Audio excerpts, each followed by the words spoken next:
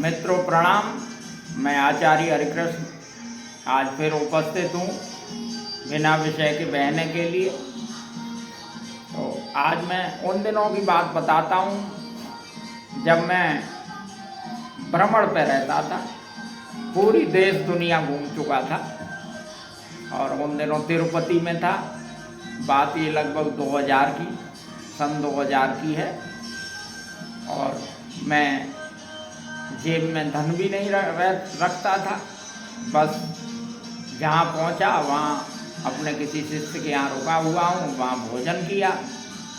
और जब दूसरी जगह जाना हुआ तो बड़े आनंद के साथ मैं इच्छा प्रकट करता अपने शिष्य से, वो मेरा रिजर्वेशन करा देता, मैं दूसरे शहर में पहुँच जाता। वहाँ दूसरे चेले मुझे रिसीव कर लेते, मैं उनके यहाँ रुकता। तो इसी क्रम में मैं तिरुपति में था और तिरुपति से मैंने जो है मुंबई जाने की इच्छा प्रकट की। मेरे एक शिष्य ने मेरा रिजर्वेशन कराया मुंबई का और वहाँ मैं पहुँच गया। और वहाँ मेरे काफ़ी शिष्य थे, लेकिन लोखंडवाला मुंबई में, लेकिन मैं रुका बोरीवली में जाके, क्योंकि मेरे एक बुआ का पोता वहाँ फिल्म लाइन में स्ट्रगल कर रहा था, अपना भाग्य आजमा रहा था। उसने कहा कि हमारे यहाँ रुकना चाचा, तो मैं वहाँ रुक गया और मैं वहाँ से रोज़ भ्रमण पे चला जाया करता था शहर में। कभी किसी शिष्य के यहाँ, कभी किसी शिष्य के यहाँ, बुलावे आते रहते थे मेरे और मैं जाता रहता था और आता रहता था। तो इसी क्रम में एक दिन मेरे जो है उस लड़के, जो भतीजा लगता था हमारा, बंटी तोमर कहते हैं उसको, उसने कहा अरे चाचा तुम तो सवेरे नाश्ता करके निकलो, आप तो ये जो है क्या कहते हैं नाश्ता वगैरह कहाँ मिलेगा, फिर आपको भूखे क्यों जा रहे हो। उन दिनों में नीचे सफ़ेद अचला और ऊपर कुर्ता पहनता था और थोड़ी गर्मी सी भी होने लगी थी, मार्च अप्रैल का महीना था। तो नहीं, मैंने कही अरे भाई खाने का इंतजाम तो ये यूनिवर्स करता है मेरा, मुझे क्या चिंता है। ये किस्सा मैं आपको इसलिए सुना रहा हूँ कि आप अपने कर्तव्य पालन करते में धीरे धीरे आपकी ये सोच प्रगाढ़ हो जाती है कि मैं ही करता हूँ, और जो है आपको लगने लगता है कि मैं अपने बच्चे पाल रहा हूँ, मैं जो करूँगा तो होएगा। लेकिन ऐसा कुछ नहीं है। आप तो रेत की बाल्टी की तरह हो। जैसे पहले समय में, मेरे टाइम में जो है 60 के दशक में, 70 के दशक में रेत चलते थे सिंचाई के लिए, उनमें बाल्टियाँ लगी होती थी और वो एक बैलों द्वारा घुमाए जाते थे और बाल्टी नीचे जाती थी, पानी भरती और ऊपर आके पानी पलट देती, इस तरह सिंचाई होती थी। तो हम लोग यूनिवर्स में लगी हुई बाल्टियाँ जैसे हैं, समझ गए। हम वो लोग सोचते हैं कि हम खुद कर रहे हैं काम, ये यूनिवर्स हमसे काम कराता है। प्रकृति के जो तीनों गुण हैं वो काम कर रहे होते हैं और आप उसमें बाल्टी की तरह चल रहे होते हैं। यही अर्जुन को भी समझाया भगवान ने कि अगर तू युद्ध नहीं लड़ेगा तब भी लड़ेगा, सोचेगा जब लोग गालियां देंगे तो तुझे बुरा लगे तो फिर लड़ पड़ेगा, वो गुस्से में लड़ेगा। तो मैं ईगो आप जो कर रहे हैं उसको ख़त्म करने के लिए ये किस्सा कह रहा हूँ। तो फिर क्या हुआ, उसने कहा मैं भी चलता हूँ, देखें कौन आपके खाने का इंतजाम करता है। तो मैं अपना वही वस्त्र पहन के और चला। तो उन्होंने कही अरे वस्त्र देख के तो कहीं भी भोजन मिल जाएगा आप। मैंने कहा चल वस्त्र हटा देते हैं। मैंने जीन्स और जैकेट पहन ली और उसके साथ निकल दिया भाई लोखंडवाला की तरफ। वहाँ मैं घूम रहा था, मैंने कहा देख भाई, भोजन का इंतजाम कोई कहीं से प्रकृति मेरा करेगी, बस मैं किसी जान पहचान के व्यक्ति के यहाँ नहीं जाऊँगा। और हम और बंटी घूम रहे थे, घूमते घूमते सड़क पे हम जा रहे थे तो एक व्यक्ति मेरे पास भागता हुआ आया और उसने कहा कि जो है, अरे भाई साहब आपको बुला रहे हैं हमारे सेठ जी। तो मैं उसके साथ गया, क्या करते हैं तुम्हारे सेठ जी की? यहीं पे उनका ऑफिस है। मैं उनके यहाँ गया, रामाकृष्णा हुई, वो सुरेंद्र महाजन थे, मैंने बताया। तो बड़े खुश हुए, बैठ बिठाया हमको, बातचीत हुई। हमने कहा कैसे बुलाया? कि वैसे ही मेरे मन में हुआ कि आपको बुला लें, तो मैंने बुला लिया। आप बैठिए, आप कहाँ से हैं? तो मैंने बताया मैं दिल्ली से हूँ।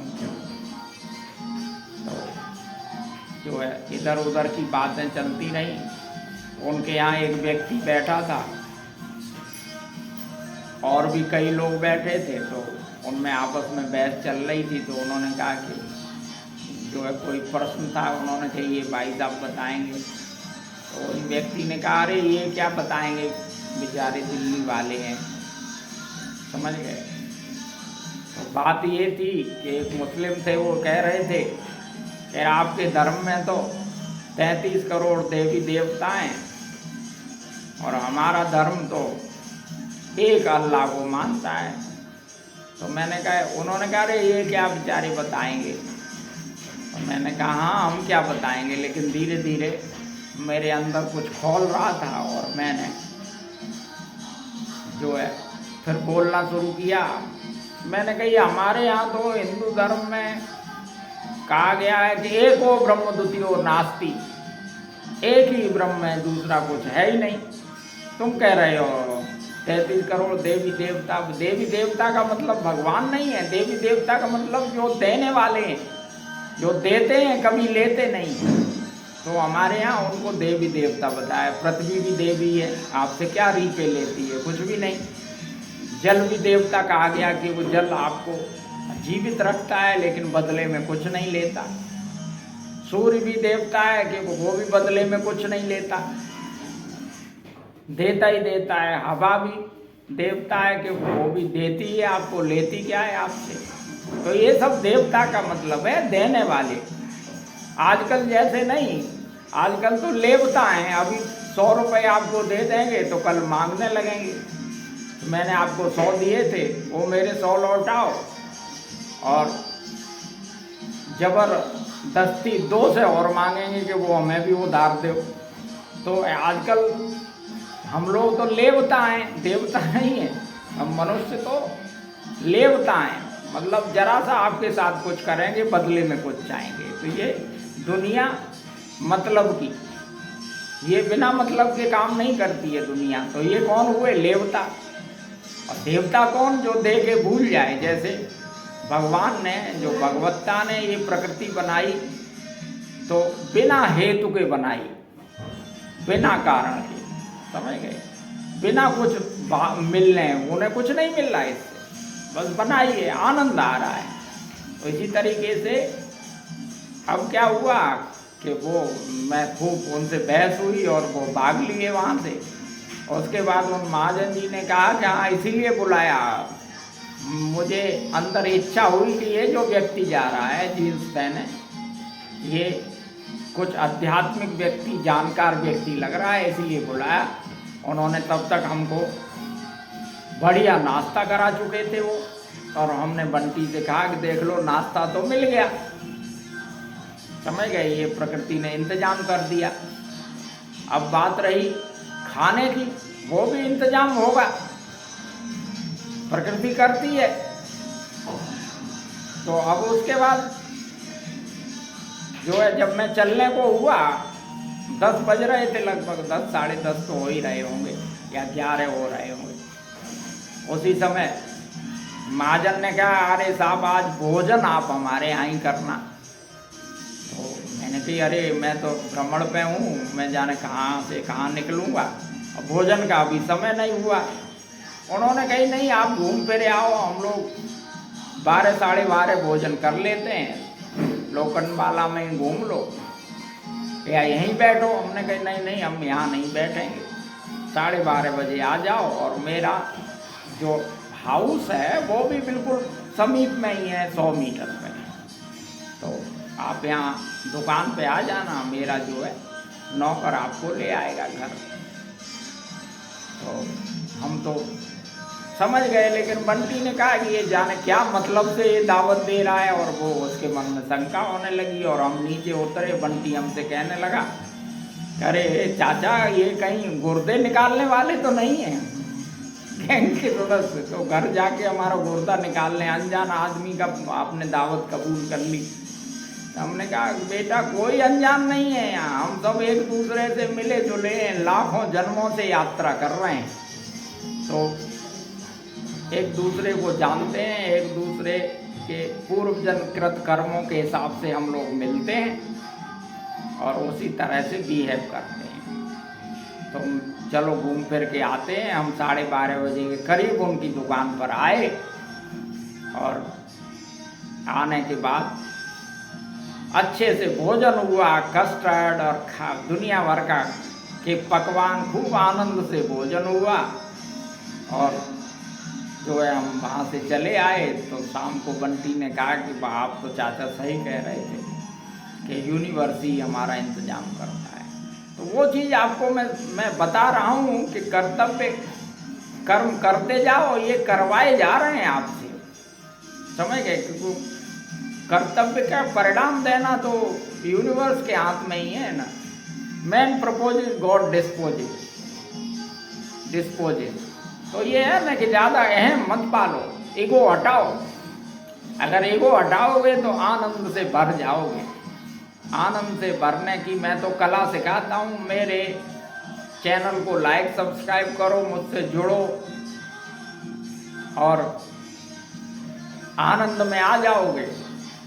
और जो है आनंद क्या है, अंदर सेल्फ रियलाइजेशन, अपने स्वरूप को धीरे धीरे पहचानता जाता है। कर्तव्य पालन से धर्म पालन होता है, और धर्म पालन से आनंद से भर जाता है, और आनंद से भरने से भय खत्म हो जाता है। बस यही जीवन का लक्ष्य है। तो जो है स्वस्थ रहो, मस्त रहो, संसार को अच्छे से भोगो, कर्तव्य करते हुए शक्ति का संतुलन बना के चलो, बस मौजा ही मौजा है। तो इसी के साथ मैं अपनी बात को समाप्त करता हूँ। कल फिर मिलेंगे। प्रणाम।